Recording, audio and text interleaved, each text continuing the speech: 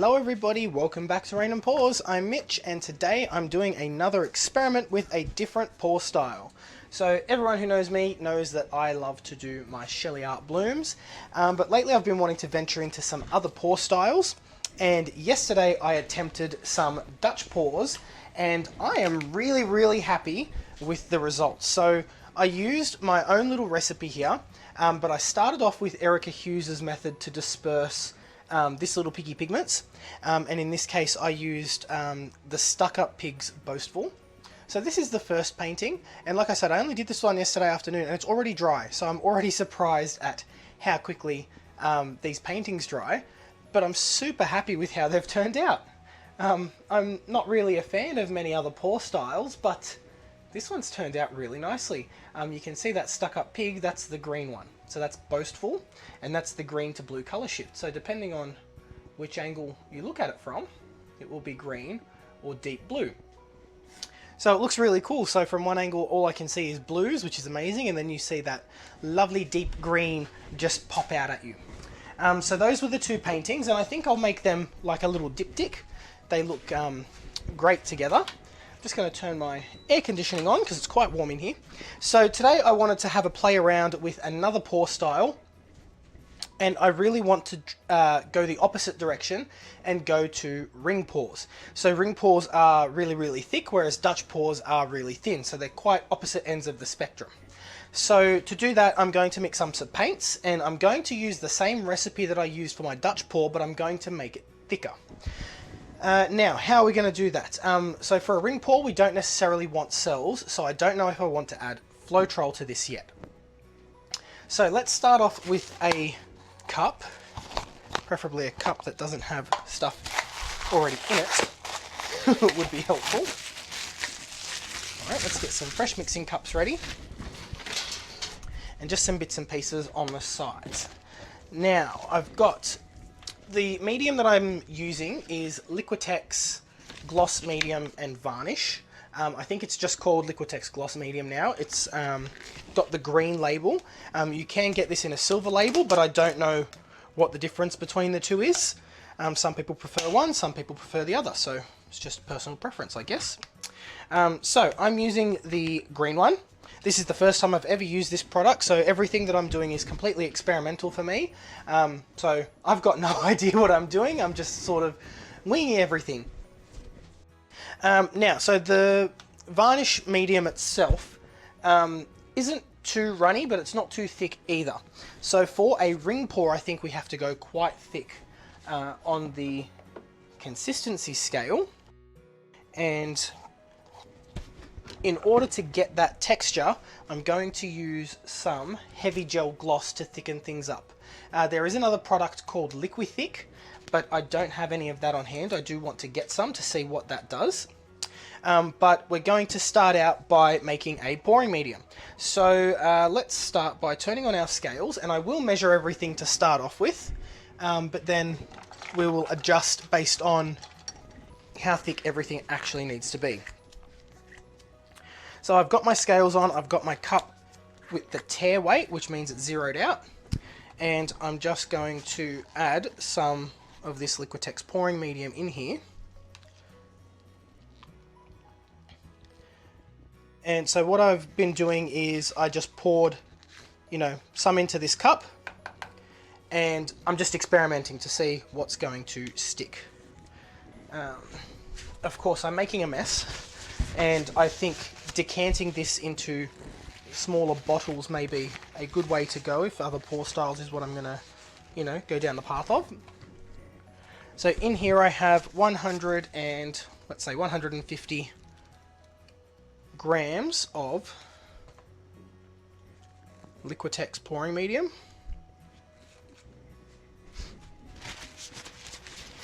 And let's see, that is quite thick. Now, because we don't want cells, I guess, let's have a go just using the Liquitex pouring medium, I reckon. So the colors that I want to use today are Amsterdam Expert Series. This is Permanent Red Violet, and I've got Matisse Dioxazine Purple. Both of those are transparent paints. And I've got this little Piggy Pinwheel and this little Piggy Nightfall. So these two paints are going to be our tube paints. They're going to provide some opacity, and the pigments are going to provide shine. Now what I am going to do is mix a little tiny bit of paint in with my pigments, just so that I don't get the flocculation look, which is where you can see individual pigment particles floating around on the surface of your white. So because I'm using a white base, I don't want that to be visible. So for the next part, I'm not going to measure by weight, I'm just going to eyeball everything. So let's have a look. So I'm going to measure out, you know, just a little... Oh, sorry, this is wrong. What am I doing? I have to disperse my pigments first. So to disperse my pigments, I have a mixture here, and this is what Erica Hughes uses to disperse her pigments for Dutch pours, of gel gloss medium, which I'm using Atelier Heavy Gel, and water. So that's a 50-50 ratio. And I'm just going to squirt some into my cup, and then I'm going to tip in whatever Nightfall I have left in this container. I don't have too much left of this one. And we're going to give that a stir. So dispersing your pigments is really, really important, because it allows each of those pigments particles to get coated in the pouring medium, and it basically dissolves them. If you skip this step and you just mix this straight into your final pouring medium, you may end up with a really dull, ugly looking colour.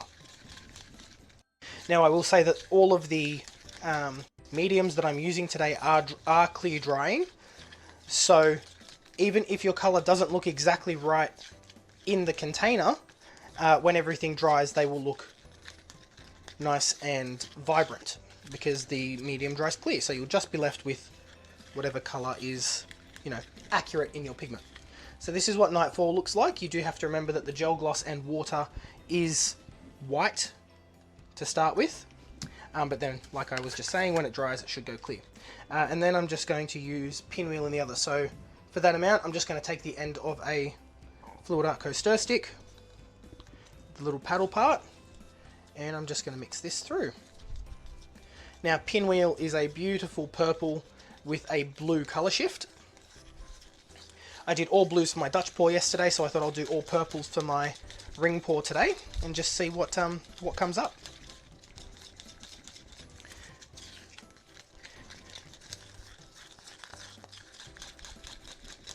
So you just want to stir everything really well, get into all of the corners and edges of your containers, and make sure that everything is nice and mixed through, and check for any lumps. This step really is crucial, guys. So this gel gloss and water mixture I found yesterday when I did the Dutch pours worked really, really well. So I've used that again today. Now we just want to make up some pouring medium, I guess. So I'm just going to pour that Liquitex straight in here.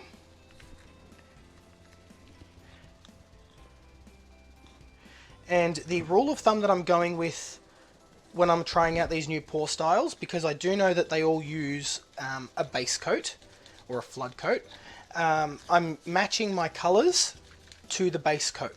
So that's going to be the safest way to get my consistencies all correct. And this is pretty thick, to the point that I don't think that's going to move very much. Now that is because we've got the, what do you call it, gel medium in here, and that is quite thick by itself. And even though we've thinned it with water, it's still very, very thick and, you know, gloopy I want to say, but it's not gloopy because it doesn't fall off in blobs. You know what I mean, it's just too thick to be for a ring pour, I think. So while it does drizzle off the stick, it's just a little too thick, so we'll add a little bit more water once we've got our base coat sorted out.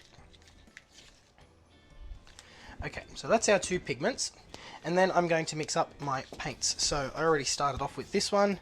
Paints should be a little bit easier. I'm just going to check my Diox Purple, because yesterday I had an issue where a couple of my paints were grainy. But I think this is fine. I do find it easier to start off with the paint in the cup first, and then add the pouring medium slowly. So I've got my little blob of Diox Purple paint, a little bit of my pouring medium, and yes, this one is grainy. Let me just shut the door over here. I've got my washing machine going in the background, and it's quite noisy, this one. So this way what you're making is a really nice thick paste that's going to dissolve easier when you add the pouring medium. Now for a Dutch pour, you use relatively little paint compared to if you're doing a ring pour. So we'll be mixing up a little bit more paint today. Because with the Dutch pour you use a base coat that covers pretty much everything and you're just blowing out a little bit of paint so you can still see the background. With a ring pour, you're using all of that coloured paint to mix up everything. And then I've got my Amsterdam Permanent Red Violet. This one is much more smooth, so it should dissolve much easier.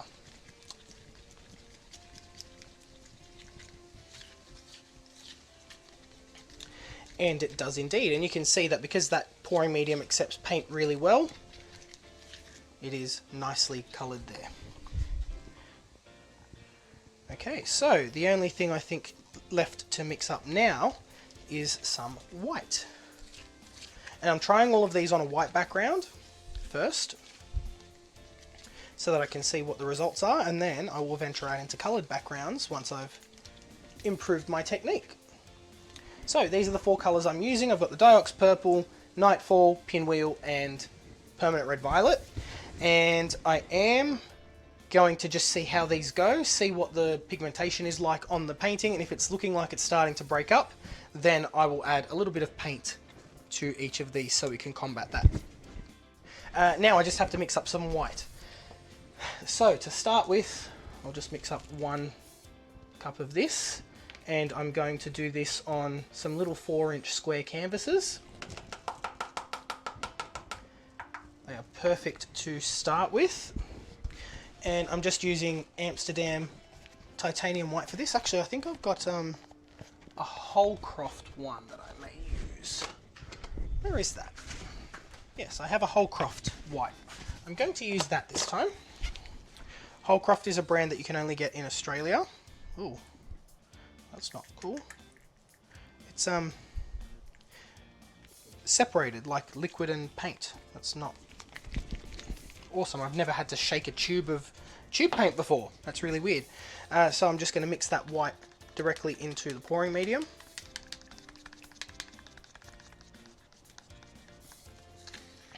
And learning from yesterday, I'm trying not to whip air into these paints. I'm just stirring, keeping my stick on the base, and just sort of pivoting the base of the stick rather than the whole stick,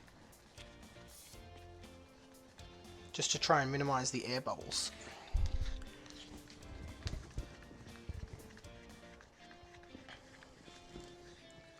So let's have a look at this.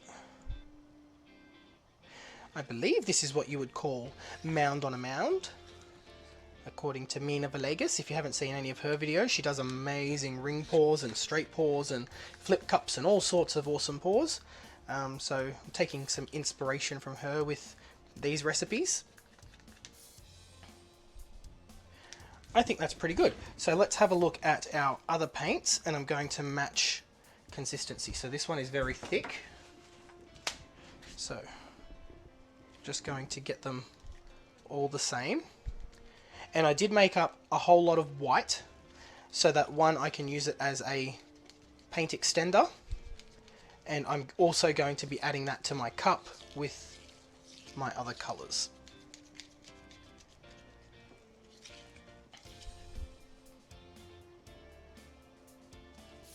So I don't like to go by mounds and things, I like to go by traces. So I'm going to move my stick around the surface and see how long it holds a trace for.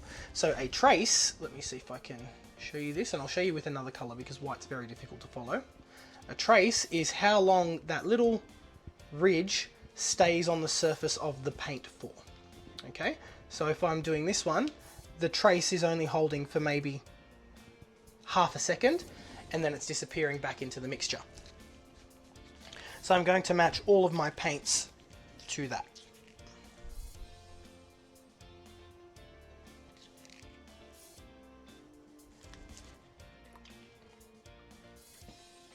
And again, I'm not adding any Floetrol to these because I don't want cells. Having different consistency paints will cause cells. as well, so you want to try and get them all the same if you can. Sometimes it's not possible. Sometimes they just don't want to, you know, behave, and some paints will thicken as they sit, because the whole process of paint drying is it's losing moisture to the air. So if it's a really hot, dry day, there is a good chance that your paints will thicken up a lot quicker compared to if it was a cold winter's day and it was raining outside and it's humid. Your paint will lose a lot less moisture in those conditions than it will on a hot summer's day. So just be mindful of that.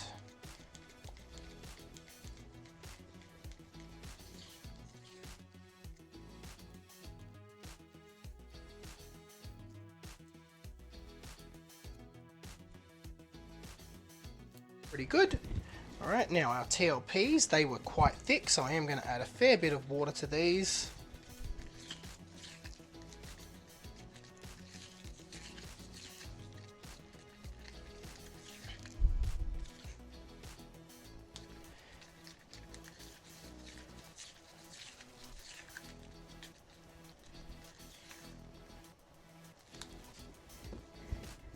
Now, because we've added the gel medium, it's changed the texture of the paint and the medium compared to if we hadn't used the gel. So I'm going to just pop the lid on my pouring medium over here so that doesn't dry out. I am going to add the tiniest amount of Floetrol to these. Now, what Floetrol is that some people don't understand is Floetrol is a surface tension breaking medium. So what that means is it's going to reduce the amount of surface tension in the paint so that it's going to break apart quicker. And that's what we use it for in paint pouring. In the real world, when you add this to house paint, it decreases the visibility of brush strokes. Now, because I don't want too much, I'm just going to pour it into the lid, and this should be shaken before anything. I'm just going to pour a little bit into the lid and dose a tiny bit into my cup here. Now, the tiny amount of Floetrol that I'm adding shouldn't affect the ability to make cells, but what it's going to do is it's going to break the surface tension the gel gloss has and make it much more flowy. And it has done that, so I'm going to just add a little bit more.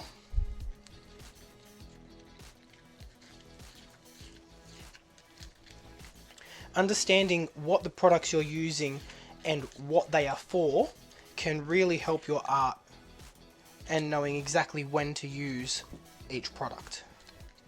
Instead of wasting time, you know, listening to others and just going, oh, I know that they add this because that helps their paints. Understanding why it helps their paints and how it's going to affect your paints is more the issue. So that's looking pretty good. Now let's do the Nightfall. And so I already know that I'm going to need some Floetrol. And this is the Australian Floetrol I'm using. The US Floetrol is much thicker. So just be mindful of that.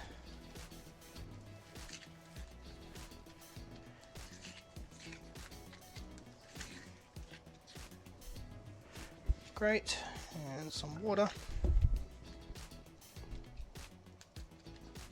The gloss gel also does hold on to a lot of water, so you can add some and let it sit for a minute and see how it thickens up, and then add a little bit more, see how it thickens up. And then just add until you are happy with the consistency.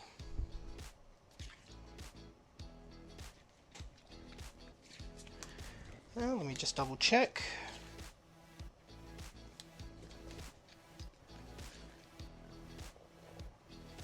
Okay, a little bit more water.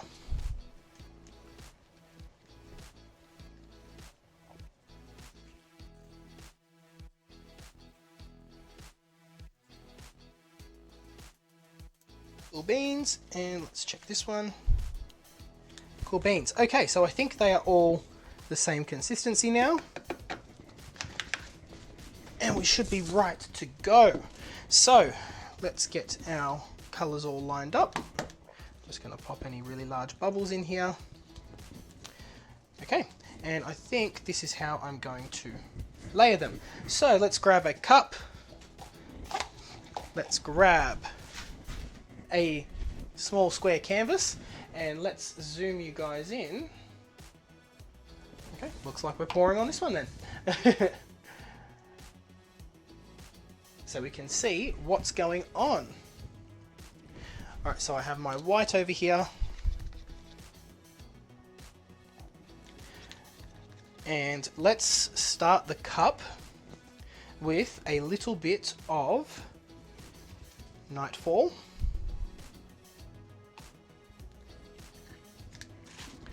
Then let's go with the permanent red violet.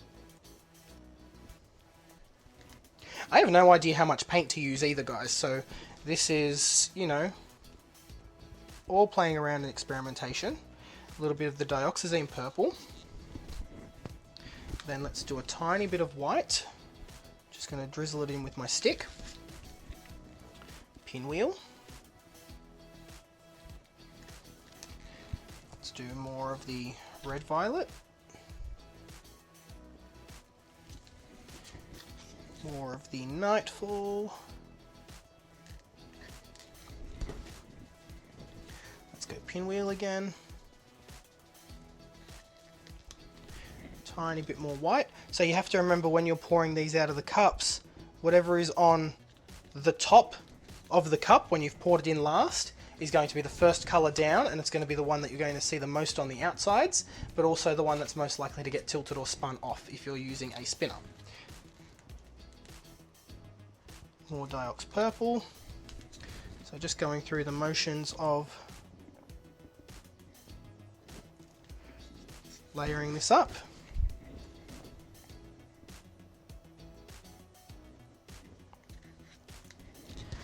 And once I've got a feel for how everything is going to flow, that looks like enough paint, I think, and just another little bit of white on the top.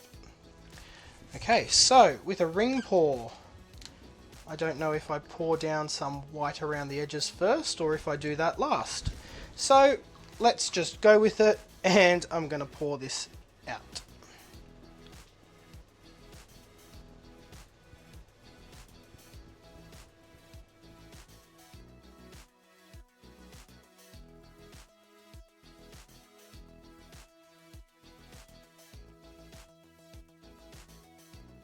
It would appear I had too much paint.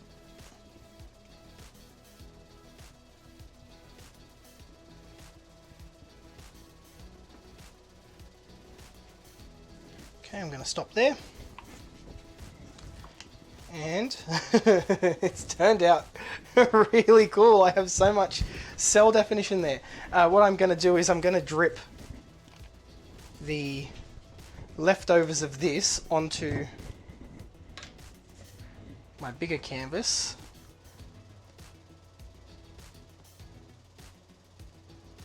So I'm just going to work this in a circle around the sides to try and keep those lines. I should have stopped way earlier. Go to one corner, go to the other corner, come back to the center. There's so much paint on here, hopefully this dries okay. Off to the other side, and go back to this side.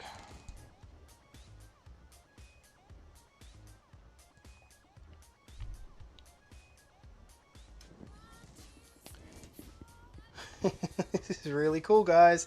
Okay, so the Liquitex pouring medium by itself looks like it's plenty thick enough to hold its shape. Sorry, I didn't realize you couldn't see anything of what I was doing.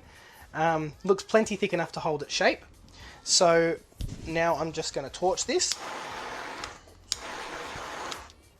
Get rid of the bubbles. And I think there is my first ring pour. So the other thing I don't like about ring pours when you tilt them is you get these weird corners.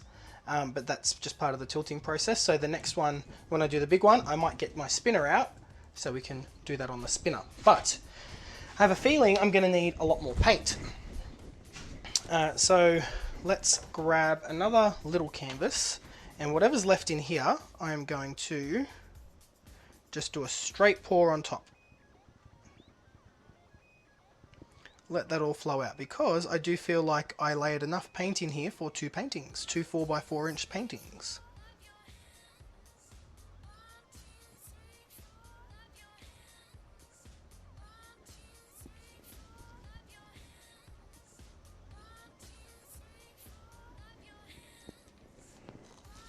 Okay,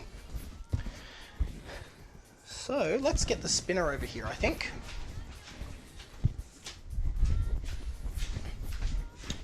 Let's do that. Now, can I rip these up off the table is the question. Yes, indeed.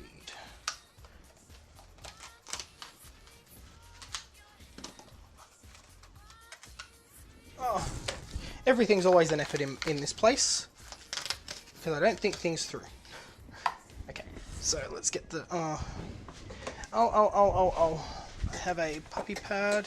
Oh no, that'll do.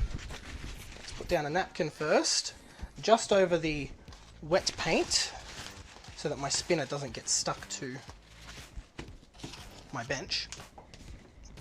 Here we go. Okay, and I will angle you up.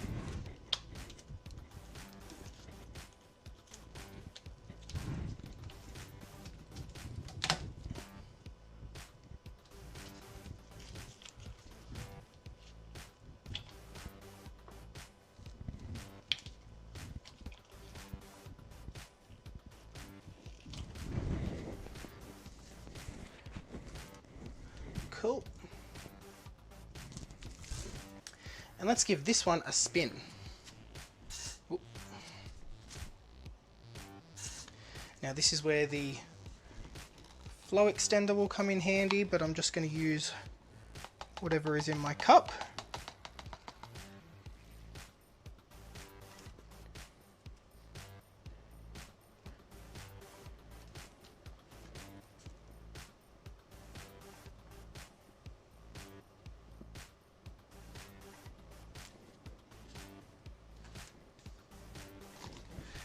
Okay, and I'll tilt my spinner this way so that I can center the design. And let's give it a good go around. It's actually so cool. Right, I'll torch it.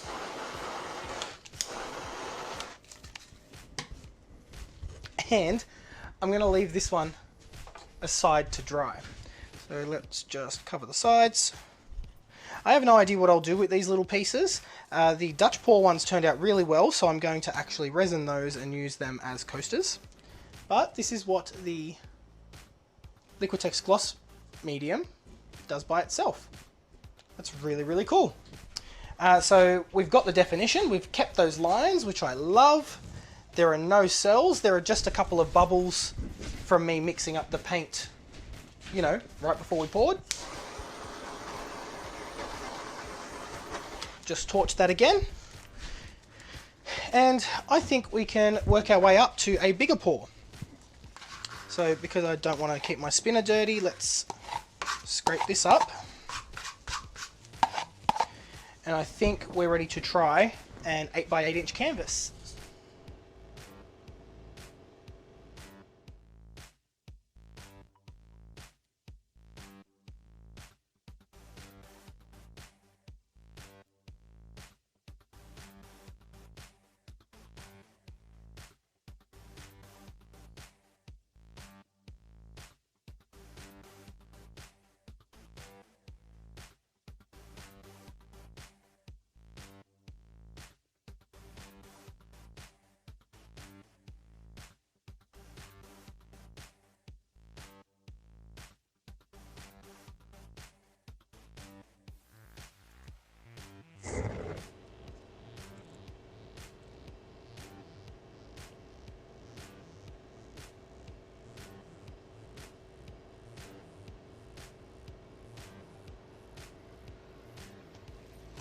And somehow I ended up with too much paint again.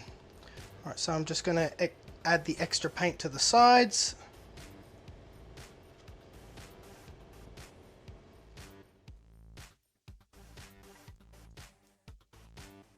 It's really not too much of a problem because these are deep edge canvases. I do want all the sides to be covered. So that just means we're going to have plenty of paint to flow down the edges. Alright, so I do need to work on the stopping in the middle because I don't like that. So let's do some swirling here.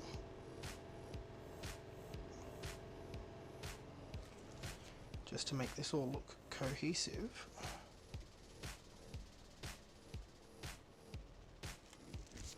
Cool, okay. Let's give this a spin. Now, why am I spinning instead of tilting?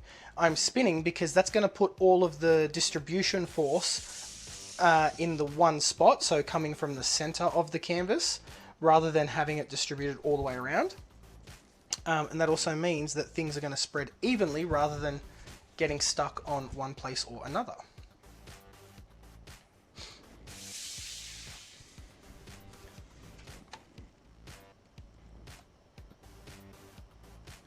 Just moving my center back to the center. And at this point I'm going to torch because I don't mind if there's a few cells, but I want to pop the bubbles.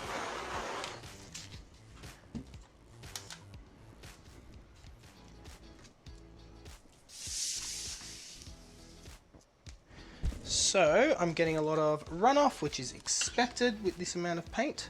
I'm going to use that to cover my sides.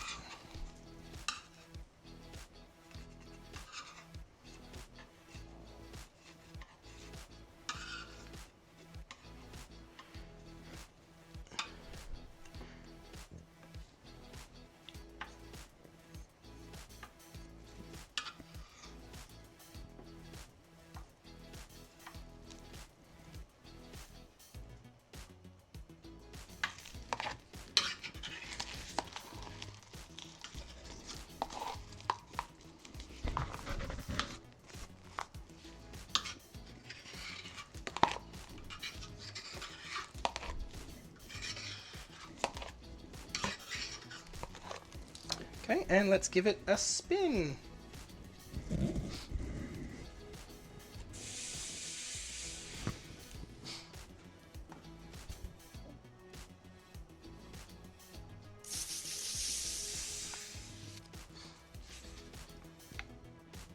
This is really, really awesome. So as the paint thins out and the layers below come to the surface, the bubbles that were in there as well will also come to the surface, so torching regularly is going to help even that out. And next time I'll mix my paints the day before so I don't have those bubbles. But for my first try at a ring pour, I think that's pretty freaking successful. I've actually got the definition in the rings. I can't quite see the sparkle from the piggies yet, but we will when they are dry. So that's the only thing with the wet TLPs. You don't necessarily always see the sparkle until everything is dry, because everything has a wet sheen over it at this point. So there is a little spot here that I do not like. I'm just going to blend in.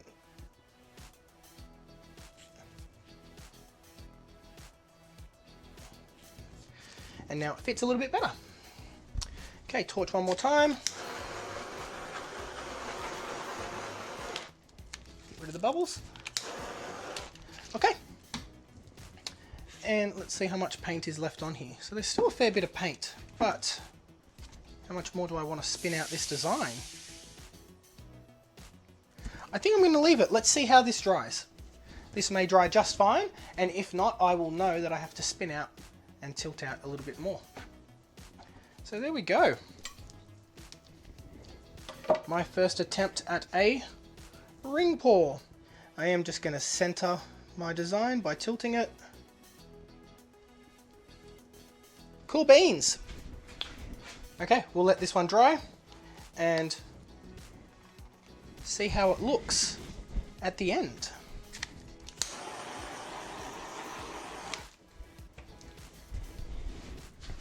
And if you notice, even though I added the Floetrol, I don't have any cells. So a cell would be an intentionally formed you know, little patch of colour. But I don't have that. I've just got bubbles from where I stirred my paints too vigorously. Okay, so just to recap, for this I didn't use a recipe. I just used the Liquitex pouring medium. Alright, the green one, and added in some TLPs to some. I added in some paint to other colours, and the result was pretty good. Now what I will do is save the runoff paint. I can use that as flow extender. I don't want to waste anything, so I'm just going to put that back into one of the containers that I have. And I'll end that video here. Don't forget guys, if you're liking what I'm doing, like and subscribe, and I'll see you in the next video. Ta-ta!